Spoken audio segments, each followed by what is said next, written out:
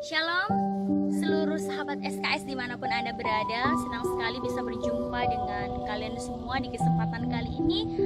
Seperti yang kalian lihat, saya sedang berada di sekitaran persawahan, ada di kaki bukit Samabue.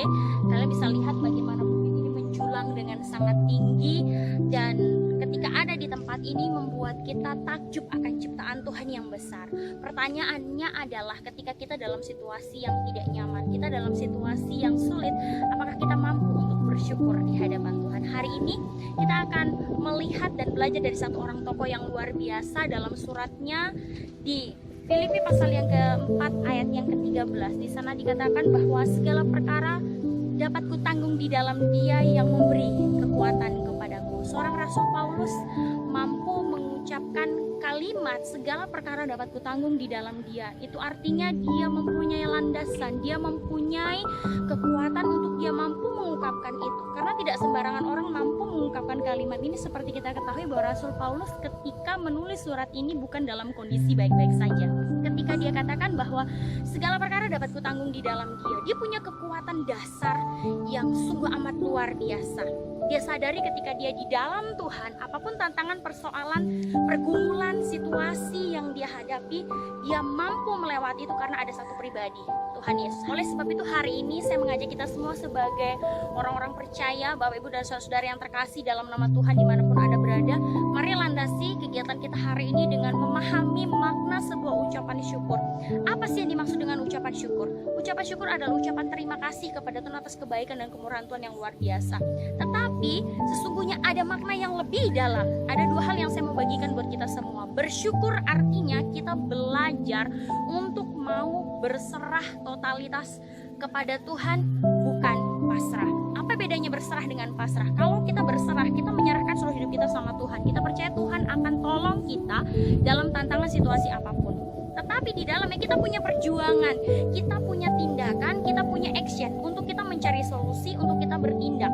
Nah, ketika kita berserah, kita ada timbal balik, kita mencari solusi. Bedanya dengan pasrah, ketika saya punya masalah, Tuhan ini masalah saya sudah ditaruh sama Tuhan, kemudian dia tidak bertindak. Jadi hari ini, sadarilah, mari belajar untuk jadi pribadi-pribadi yang mengerti makna ucapan syukur, bukan hanya berterima kasih kepada Tuhan dalam situasi yang baik saja, tapi belajar untuk berserah totalitas sama Tuhan, bukan pasrah.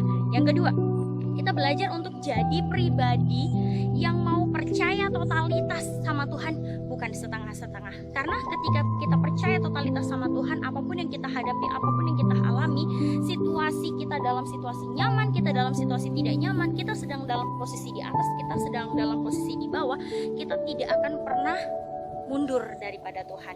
Kita tidak akan pernah lari daripada Tuhan. Dalam Mazmur pasal yang ke-34 ayat 19 dikatakan bahwa Tuhan itu dekat kepada orang-orang yang patah hati dan Ia menyelamatkan orang-orang yang remuk jiwanya. Jadi, saudara yang terkasih dalam nama Tuhan, ketika engkau dalam situasi sulit sekalipun, ketika kita dalam situasi hancur sekalipun, Tuhan tidak jauh daripada kita. Pertanyaannya, apakah kita mau dekat sama Tuhan? Apakah kita dekat sama Tuhan? Jadi masalahnya bukan di pada Tuhan, tapi pada kita. Jadi ketahuilah, ketika kita dalam situasi sulit sekalipun, Tuhan tidak pernah tinggalkan kita. Tuhan tidak pernah lari daripada kita. Tanya kepada diri kita, apakah kita mau dekat sama Tuhan? Jadi ada dua jenis manusia yang ada saat ini. Yang pertama adalah ketika dia punya masalah, ketika dia punya tantangan, persoalan, dia dekat sama Tuhan. Ya, dia cari Tuhan ketika dia punya masalah, punya tantangan. Tuhan, ini masalah saya, ini pergumulan saya. Tapi ketika punya kelepasan, ketika dia dalam sukacita, dia tinggalkan Tuhan.